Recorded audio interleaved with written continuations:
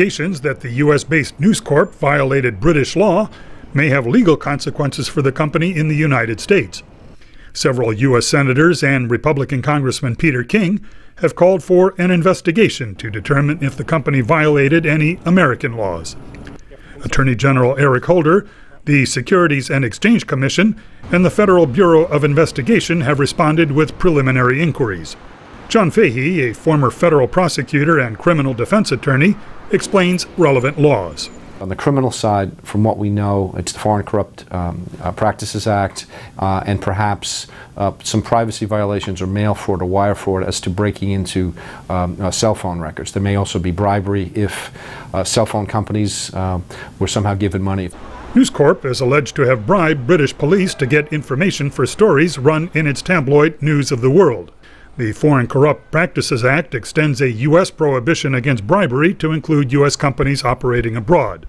Former News of the World editor Andy Coulson, who once served as a spokesman for British Prime Minister David Cameron, has been arrested in the case, which involves not only the possible tapping of cell phones in Britain, but of 9/11 victims in the United States.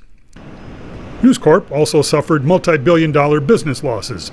The media giant was forced to scuttle plans to buy a controlling share of the lucrative British Sky Broadcasting, Britain's biggest satellite broadcaster.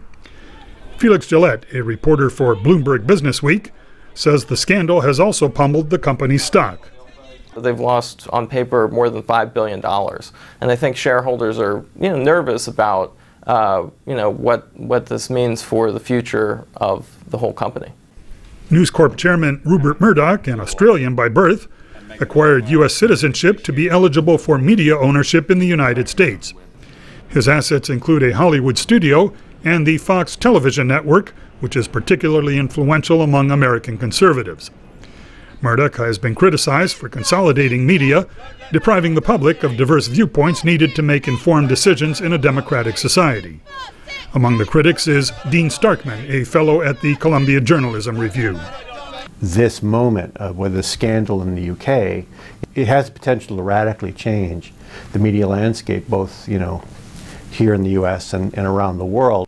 Starkman says the phone hacking scandal could give smaller media organizations an opportunity to challenge the power that News Corp has acquired.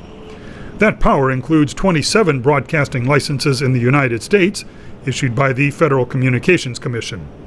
John Fahey says the FCC could refuse to renew those licenses.